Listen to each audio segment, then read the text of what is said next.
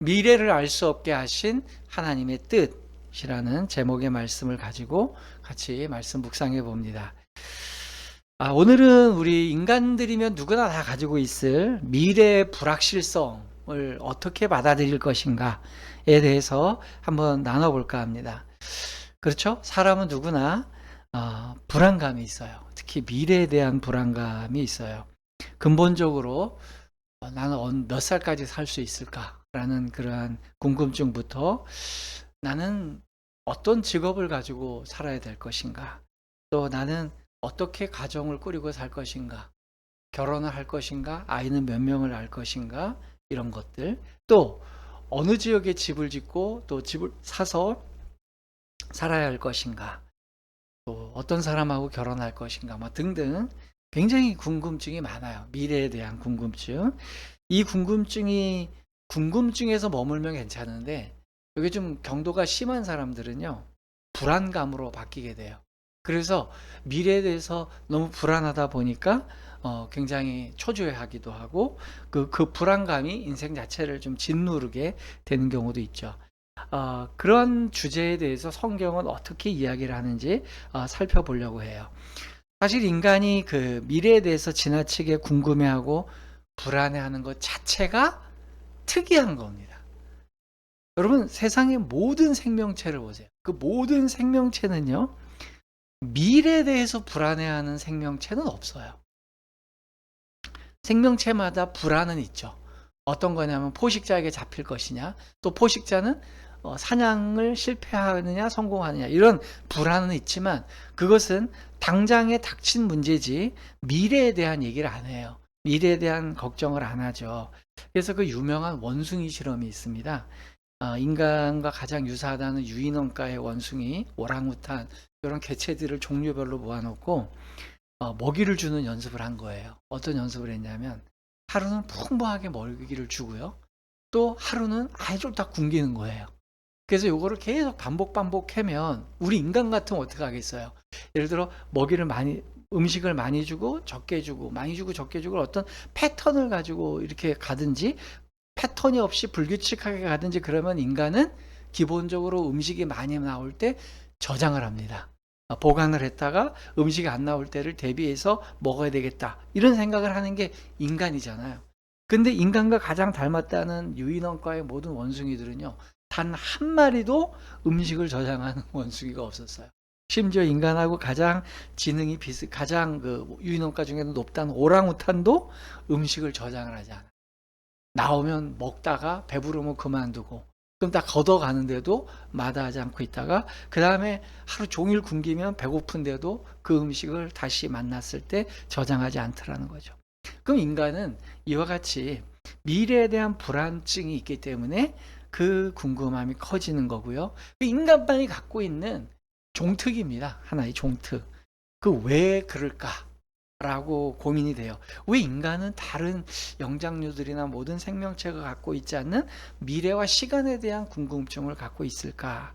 그 답을 오늘 전도서가 얘기하고 있죠. 그 이유는 뭐냐? 하나님이 그렇게 하셨대요. 하나님이 하시는 일의 시종을 사람으로 측량할 수 없게 하셨다. 이게 성경이 우리에게 증언하는 내용입니다. 그래서 제가 이 3장 11절만큼은 좀 중요한 장인 것 같아서 여러 번역 성경들을 좀 참조를 해봤어요. 하나님께서는 모든 것이 제때에 알맞게 맞아 들어가도록 만드셨더라. 그러나 하나님께서 사람에게 역사의 수수께끼를 풀고 싶은 마음을 주셨지만, 하나님께서 어떻게 일을 시작하여 어떻게 일을 끝내실지 아는 사람은 하나도 없다는 것을 나는 알았다. 그는 모든 것을 그의 때에 아름답게 지으시고 그 세상을 그들의 마음속에 두시어 하나님께서 지으신 일을 처음부터 마지막까지 사람이 찾아낼 수 없게 하셨도다. 하나님께서 모든 것을 때름 따라 아름답게 만드시고 또한 사람의 마음을 주셨으나 사람이 하나님께서 하시는 일을 처음부터 끝까지 다 이해할 수는 없다. 하나님은 모든 것을 제때에 아름답게 지으셨고 사람의 마음에 영혼의 감각을 주셨지만 하나님께서 처음부터 마지막까지 행하실 일은 다 깨달을 수가 없다. 하나님은 모든 것이 제때에 알맞게 일어나도록 만드셨다. 더욱이 하나님은 사람들에게 과거와 미래를 생각하는 감각을 주셨다. 그러나 사람은 하나님이 하시는 일을 처음부터 끝까지 다 깨닫지는 못하게 하셨다. 여기서 지금 얘기하는 것 중에 핵심이 뭐냐면 영혼을 생각하거나 영혼을 느낄 수 있는 감각이 있다라는 표현이 두 번역서에 나왔잖아요. 우리 개정 성경에는 없는데 이게 좀 주목해 볼 만하다는 거예요. 왜 인간만 영혼을 생각할까는 인간에게는 영혼을 감각할 수 있는 기관이 있다는 거예요. 감각의 센서가 있다는 거죠. 자, 그렇다면 조금 더 얘기를 나누기 전에 히브리어 원문의 이야기를 좀 우리가 볼 필요가 있겠어요. 그가 모든 것을 그것들의 때에 맞게 아름답게 만드셨다. 또한 영혼을 그들의 마음에 그가 주셨다. 그러나 하나님께서 행하신 그 일의 처음부터 끝까지를 사람이 발견하지 못하리라. 여기 보면 두 번째 줄에 제가 화면 좀 띄워두시고요. 영혼을 그들의 마음에 그가 주셨다. 요 구절 때문에 어떤 번역은 그가 마음을 주셨다 이렇게 표현하기도 하고 영혼을 사모한다, 영혼을 생각한다. 그리고 바른 성경과 쉬운 성경은 영혼을 감지할 수 있는 감각을 주셨다 이렇게 얘기한 거예요. 정리해보면 이래요. 하나님께서는 인간에게 어떤 형태든 간에 영혼이라는 개념을 주셨다는 거예요. 그렇기 때문에 다른 생명체와는 다르게 영혼이라는 것을 생각하고 인식할 수 있는 여력이 생겼다는 거죠. 이런 건 왜 이런 일이 일어나는 걸까? 또 누가 가르쳐 준 것도 아닌데 왜 생득적으로 우리는 태어나는 모든 사람들이 이런 걸 갖고 있을까? 어릴 때부터 사람의 기원은 뭐지? 또 우리의 인류는 영혼은 뭐지? 영혼이라는 건 뭐지? 마음은 뭐지? 이런 거에 대해서 참 흥미가 많았던 것 같습니다. 왜 그럴까? 여러분, 인간이 다른 생명체와는 다르게 창조될 때에 그 창조의 원형이 남아있기 때문에 그래요. 이게 이제 핵심인 것 같아요. 그래서 타락 이후에 우리가 창조될 때 모든 모습과 기능과 감각을 다 100% 잃어버리고 파괴된 다음에 새로 창조됐다면 우리는 이런 잔상을 느끼지 못합니다. 그런데 최초에 창조됐던 그 최초의 원형이 훼손된 채로 우리가 유전이 된 거예요. 이게 인간이 갖고 있는 괴리감입니다. 그래서 영혼에 대한 감각을 가지는 건요, 그러면서 진화론하고는 완전히 배척되는 증상인 거예요. 진화론이 뭡니까? 결국 곤충이 동물이 되고 동물이 사람이 된 거니까 사람은 동물과 똑같은 인식 체계를 가져야 되는 거예요. 뇌에서 발현되는 어떤 것들. 그러니까 다른 동물들이 시간과 영혼을 감지하지 못한다면 인간도 감지를 못해야 되는 게 사실인 겁니다. 특히 영장류까지 그렇다면요. 그런데 인간은 감지를 해요. 그게 왜 그러냐면 창세기, 창조론에 의하면 인간은 다른 생명체와 다르게 창조된 거예요. 다른 창조물들은 세속에 있는 땅에 있는 것들로 만들었지만 사람은 하나님의 설계도를 가지고 만들었고요. 하나님께서 허용하시는 것들이 거의 하나님의 준하는 모든 것들을 허용해 주셨어요. 거기다가 인간은 최초에 창조된 다음에 죽음이라는 개념이 없는 상태에서 창조가 돼서 유예 기간을 뒀어요. 생명나무를 선택할 것이냐, 선악과를 선택할 것이냐, 이 두 가지의 실험 기간을 둬서 만약에 생명나무를 선택을 해서 먼저 선택을 하게 되면 선악과를 주님이 영원히 감추셨을 겁니다. 근데 인간은 선악과를 선택했기 때문에 반대급부로 생명나무를 영원히 감춰버리신 거예요.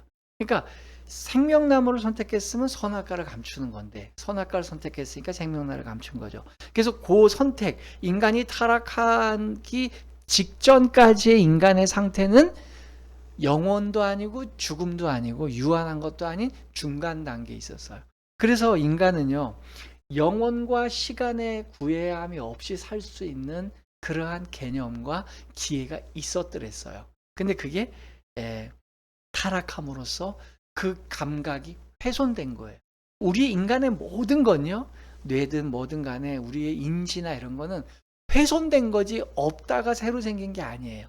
창조의 원형에서 부족하고 불완전하고 부조리하고 모자라게 훼손돼 버린 거예요. 그래서 철학자들이 소크라테스 이후로, 특히 플라톤 이후로 형 이상학과 형 이하학을 얘기하는 거, 원형이 있을 것이고 지금에는 현상과 원형은 다를 것이라는 이 인식체계 자체가 발현되는 이유는 인간이 완벽하게 창조됐다가 타락했기 때문에 나오는 잔상입니다. 자, 그러면 이제 원인은 규명이 됐어요. 인간이 왜 미래를 알려고 하고 영원을 생각을 하고 그럴까? 그것은 인간이 원래는 시간의 구애가 없이 영원이라는 선택을 할 수 있었는데 그게 박탈되었기 때문이다 라는 걸 알게 되었어요. 그래서 동물들과는 자꾸만 다르게 자꾸만 거기에 생각을 갖게 되는 거예요. 그러면 실제 생활에 우리가 어떻게 살아야 되느냐? 그 미래가 자꾸 궁금해지고 영원히 궁금해지는데 우리는 현실을 그럼 어떻게 살아야 되느냐가 문제예요. 미래를 완전히 이해하거나 알게 되는 건 논리적으로 보면 어떻게 되는 거죠? 타락 이전으로 돌아가는 거죠. 그건 금기되어 있는 거. 그거는 선악과를 따먹고 생명나무도 따먹으려고 하는 행동과 똑같아요. 그러면 인간의 영역 너머로 가려고 하는 거예요. 그래서 하나님은 이거를 굉장히 싫어하십니다. 하나님이 인간에게 책벌을 주셨을 때 선과 악을 구분하는 걸 선택한 다음에는 시간에 대해서는 제약을 둬버렸어요. 너는 한정적인 인생을 살게 될 거고 너는 미래를 모르는 상태에서 살게 되는 게 숙명이 되어버렸어요. 근데 인간은 자꾸만 내가 도달할 수 없는, 범접할 수 없는 그거에 대한 신의 영역에 대한 궁금증을 갖고 있어요. 그거를 알려고 하는 것 자체가 인간의 한계를 넘어가는 거예요. 그래서 구약 성경에 보면 신접한 사람들이나 또는 미래에 대해서 알려고 하는 거는 하나님이 너무 엄하게 꾸지람하고 있습니다. 그럴 때 예수님께서도 동일한 메시지를 하시죠. 자, 마태복음 6장 34절 우리가 잘 아는 말씀이에요. 안 보고 외우시는 분들도 있을 텐데 한번 화면을 보고 한번 같이 읽어봅니다. 그러므로 내일 일을 위하여 염려하지 말라. 내일 일은 내일이 염려할 것이요 한날의 괴로움은 그날로 족하리라. 아멘. 그럼 이게 무슨 뜻일까요? 내일 일을 염려하지 마라. 예, 여기까지 알겠어요. 아, 그래, 내일은 염려하지 마라. 근데 내일 일은 내일 가서 염려하라가 아니고요. 내일이 염려하래요. 이게 되게 재밌는 표현이에요. 내일은 내일 가서 염려하라가 아니라 내일이 염려하라. 그 다음에 마지막 구절이 더 황당해요. 한날의 괴로움은 그날로 족하니라. 이 얘기는 잘못 알아들으면요. 매일매일이 괴로우니까 매일 고민할 필요 없이 앞당겨서 고민할 필요 없이 그날 가서 고민해라 이렇게 들려요. 그게 아니고 이 내용을 제가 묵상을 깊게 해봤어요. 그때 그게 아니고 내일 일을 위해서 앞당겨서 염려하지 마라. 왜? 내가 내일 가서 염려할 게 아니라 내일은 염려 안 할 수도 있고 내일이 어떤 시간이 오는 건 시간 자체가 고민할 일이라는 거예요. 시간의 영역인 거지 내 영역이 아니라는 거예요. 내가 고민하거나 안 하는 게 아니라 시간의 영역이라는 거예요. 내일이 염려하게 하는 거예요. 그러면 한날의 괴로움은 한날로 족하다는 이 말은 뭐냐? 매일 괴로울 거라는 게 아니고 오늘 괴로우면 내일은 다른 날이 올 수 있다는 뜻이에요. 무슨 말인지 이해가 되나요? 오늘 한날로 괴로움을 족하면 내일은 괴로움이 없는 날이 있을 수도 있는데 왜 앞당겨서 그걸 가불해서 고민을 갖고 오냐. 이런 내용이에요. 요게 오늘 말씀하시는 전도서의 맥락하고 딱 들어맞습니다. 그러니까 전도서 3장과 예수님이 말씀하신 이 마태복음 6장 같이 읽으면 예수님이 구약에 정통하신 분이라는 걸 알 수가 있어요. 이게 뭔 얘기냐면요. 하나님께서는 시대를 그때마다 정확하게 만드셨다는 거예요. 오늘 제가 다 읽지 않았지만 숙제입니다. 설교 다 끝나고 집에 가서 전도서 3장 1절부터 16절까지를 다 읽어보세요. 그러면 15절까지 읽어보시면 어떤 내용이 나냐면 하나님께서 상반되는 두 얘기들을 계속 얘기해요. 세울 때가 있고 헐 때가 있고 죽일 때가 있고 살릴 때가 있고 울 때가 있고 웃을 때가 있고 이런 양극화된 상황을 계속 얘기를 해요. 그래 놓고는 뭐라고 계시냐면 모든 것이 때를 따라 아름답게 됐다. 즉 그 때가 때를 만드는 거예요. 그 시기가 시기를 만들어 간다는 거예요. 하나님은, 우리 인간은 항상 기분 좋고 행복하고 해 뜰 날만 좋아한단 말이에요. 근데 하나님은 해가 뜨는 날이 있는가 하면 비가 오는 날도 있을 거고, 해가 쨍하는 날이 있는가 하면 구름이 낀 날도 있고, 그 다음에 약간 해가 어슴푸레하게 뜬 건지 만 건지 하는 날 있으면 어떤 날은 소나기가 나고 벼락이 치는 날이 있는 거예요. 근데 그 모든 날이 아름답다. 그 모든 날이 아름답다. 그 얘기 뭐냐? 오늘 번개 치고 막 천둥이 치고 막 우박이 쏟아지고 그런다고 그게 내 남은 인생 내내 다 그렇게 사는 게 아니라는 거예요. 남은 인생 동안에 우박이 치고 번개가 칠 때가 있지만 쨍하고 해 뜰 날도 있다는 거예요. 어떨 때 막 슬프고 너무나도 기가 막히고 우울할 때가 있지만 어떨 때는 막 하늘을 날 것 같이 기쁜 날도 있다는 거죠. 그게 한날의 괴로움은 한날의 족하다는 거예요. 그 말씀은 이제 또 다른 미래에 대한 또 다른 말씀을 야고보서에서 비슷한 말씀을 하신 적이 있는데요.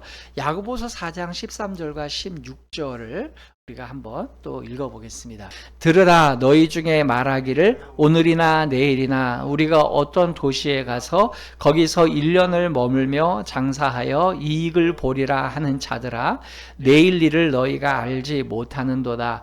너희 생명이 무엇이냐? 너희는 잠깐 보이다가 없어지는 안개니라.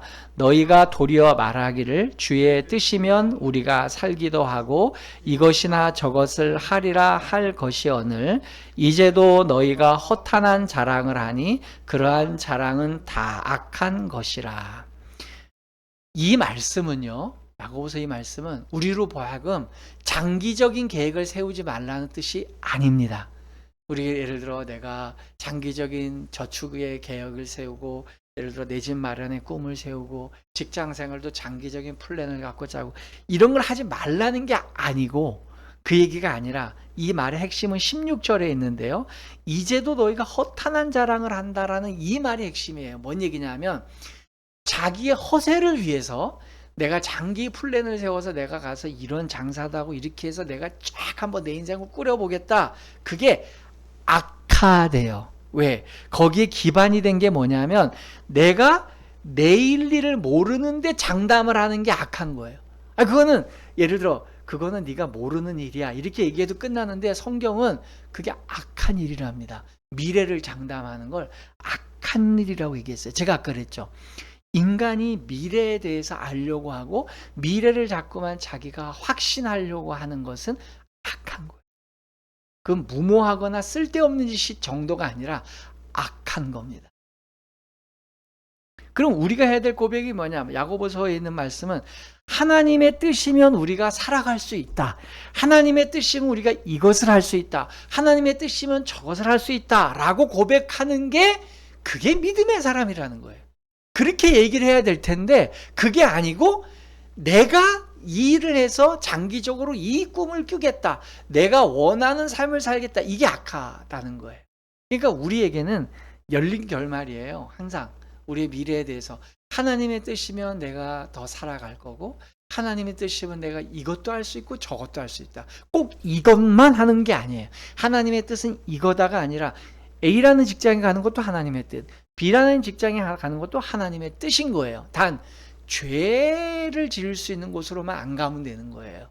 그럴 때 죄는 아니지만 이 경우 저 경우가 다 있다 그럴 때는 어느 것이든 하나님의 뜻이면 다 할 수 있다는 게 야고보서가 얘기하는 겁니다. 그러므로 정리하면 이런 거예요.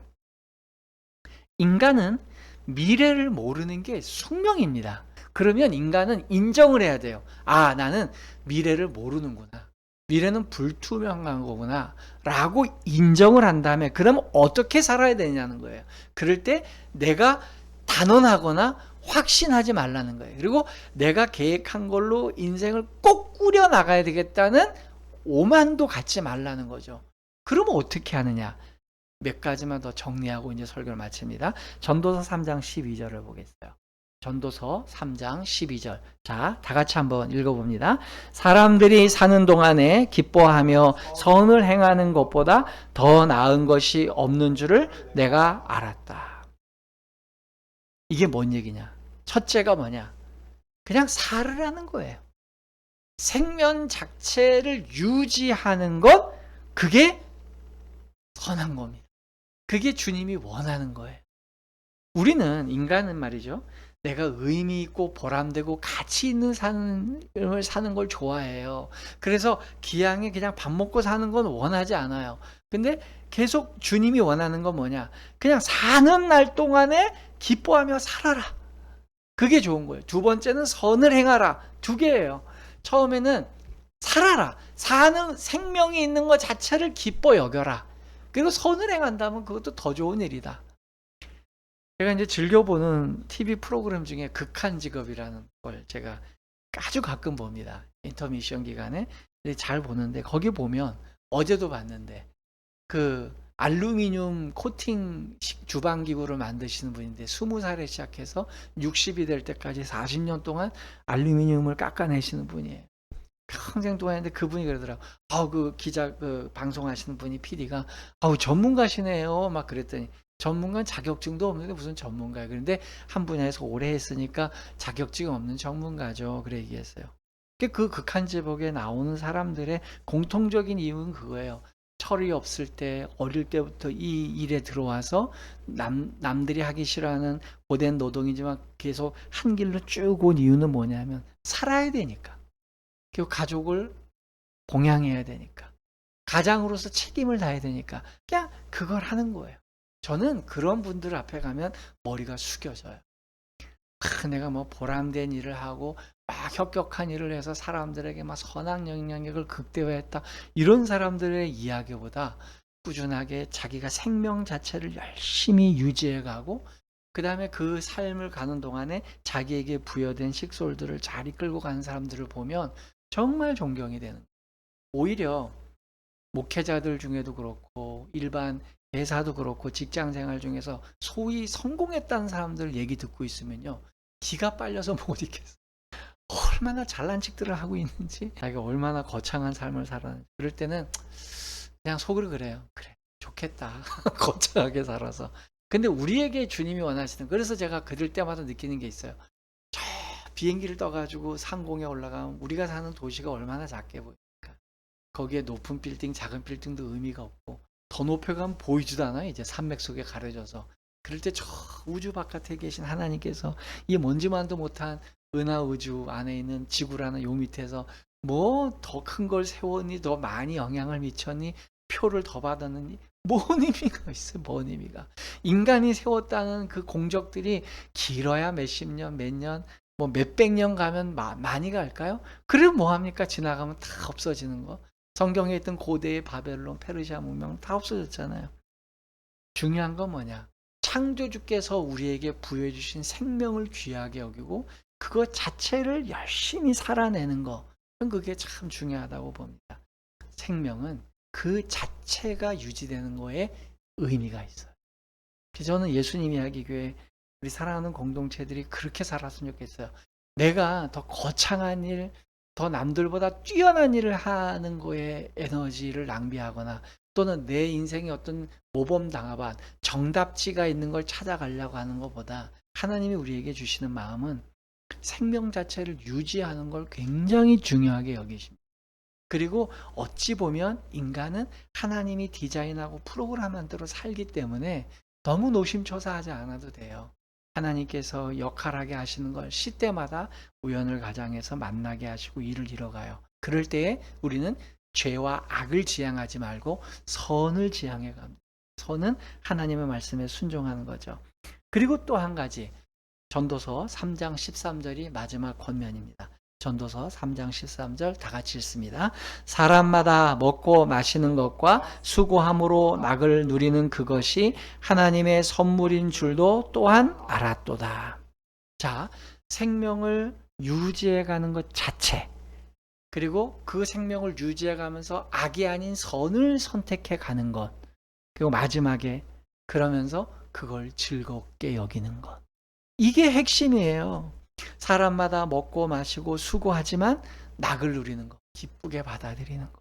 그래, 고난이 와도 기쁘게 받아들이고 웃을 일이 와도 기쁨에 받아들이고 우울한 날도 되돌이켜보면 이것도 기쁘게 받아들이고. 그 비결이 뭘까? 저는 이제 사랑하는 자녀들에게도 가끔 어려운 일이 있고 그럴 때 그런 얘기를 합니다만, 요번에 군입대한 제일 막내 아들, 또 우리 큰 아들도 군대 갈 때 제가 그런 얘기 비슷하게 했는데 그런 얘기를 해줬어요. 뭐라 그랬냐면 아들한테, 아들아, 군입대하면서 하나님이 너에게 영화 찍는다고 생각을 해라. 너의 인생 가운데 군대씬 한번 찍는 거다. 18개월 동안의 군대씬을 찍는 거니까 너 하나에게 특별한 경험을 하나님이 만들어 주시기 위해서 지금 군대라는 무대 장치를 만들고 수많은 조연들을 세워서 키워주는 거다. 큰 아들 때도 그렇고 둘째 아들 때도 그렇고 다 그렇게 얘기를 합니다. 그러면 무대가 펼쳐진 거예요. 거기 무대에서 그 한 사람의 인생 가운데 군대를 경험할 수 있는 건 그 시기뿐이 없는 거죠. 그럼 그때 내가 배우처럼 하는 거예요. 여러분 만약에 배우를 한다고 생각해 보세요. 배우를 하면 그 사람들이 얼마나 열심히 합니까? 거기에 정말 최선을 다해 진짜 배우보다 더 배우같이 하려고 얼마나 노력해요. 저는 피아니스트가 되는 배역을 맡은 피아노 그 맡은 배역자가 피아노를 실제 배우더라고요. 몇 개월 동안 그 영화 슈팅 들어가기 전에. 그래서 손놀림이 뭐 힘있게 못 치더라도 모양만이라도 똑같이 하려고. 자, 그렇게 하니까 그 사람은 그 상황에 주눅들지 않죠. 군대 영화를 찍는 배우가 군대 전역 못할 것 같은 두려움도 안 하잖아. 아, 이 배역 끝나면 난 다시 돌아오지 라고 생각하는 것 같아요. 우리도 그렇습니다. 우리의 인생에 닥치는 많은 것들. 그래서 전도서는요, 울 때와 웃을 때, 또 살릴 때와 죽일 때 이 모든 상황들이 다 아름답다는 거예요. 내가 슬프고 마음이 불안하면 그것도 그거 자체가 아름다워. 아, 난 하나님이 이것도 경험하게 하시는구나. 내 인생이 하루 종일 1년 365일 내 평생 뭐 100년 평생 동안 웃는 일만 했다면 우는 건 감당을 못 하잖아요. 특별히 더 놀라운 건 뭐냐면 천국 가면 고생이 없어요. 그러면 고난과 고생과 우는 것과 우울증은 이 세상에서만 경험할 수 있는 거예요. 이 세상에서 경험을 못하면 우리는 영원토록 그걸 경험을 못해요. 저는 이거 알고서 우울과 슬픔을 벗어나는 비결을 배웠어요. 그것을 극복했었던 비결이 뭐냐? 아, 내 영원한 삶 속에 우울한 감정을 느낄 수 있는 건 지금 이때뿐이 없구나. 그러니까 그 우울함이 상황적으로 올 때 이겨낼 수가 있더라고요. 우리 공동체들이 살아가는 삶이 저마다 다 힘겹고 버겁습니다. 사실 우리 예수님 이야기 교회만 해도요, 우리 요양보호사로 활동하시는 분도 계시고 사회복지사로 활동하시는 부류가 있어요. 이분들은 기본적으로 연세가 높으시거나 거동이 어려운 분들 또는 장애인들을 되게 지금 돌보고 계세요. 그분들이 우리 교인들의 얘기를 쭉 듣다 보면 아, 정말 힘들어요. 또 교사와 또 사교육 현장의 교사 이렇게 하시는 분들이 아이들 가르치고 부모를 또 부모들의 그 어떤 불만을 접수하고 해명해 드리고 하는 게 얼마나 이게 또 어려운 일이에요. 교육만큼 어려운 게 없는데 그럴 때 느끼는 고충들 이런 게 있을 때에 저는 그런 부탁드리고 싶어요. 우리 인생 가운데 그런 경험들을 할 수 있는 기회가 또 언제 있을까? 이걸 영원히 할 것 같지만요, 그렇지 않아요. 얼마 하다가 또 하나님이 다른 더 좋은 것으로 보직으로 바꿔주실 수도 있고 내가 전혀 예상하지 못했던 상황으로 뒤바꿔 주시는 경우도 있더라고요. 우리 인생에 힘들고 어렵고 막 피곤한 일이 있을 것 같지만 조금만 참고 견디면 그걸 보상할 만큼의 쨍하고 해뜰 날이 오는 거예요. 저는 그런 의미에서 제가 꽃을 좋아하지 않는 이유도 그래요. 꽃은 너무 그 생명체의 화려함을 한꺼번에 다 뺏어가는 것 같아요. 그래서 사람들은 꽃을 좋아하면 그 꽃이 지고 난 다음에 그 생명체 자체에 별로 관심을 안 기르는 것 같아요. 그 꽃이 필 때만 쫙 주목하다가 떨어져 나가는데, 그래서 저는 의도적으로 너무 화려하고 시야를 독점하는 그런 것들을 별로 안 좋아하는 습성이 있어요. 사실 꽃이 떨어져야 열매가 맺히잖아요. 그리고 그 열매가 맺히기까지는 그 순들이 얼마나 이파리들이 노력을 했습니까?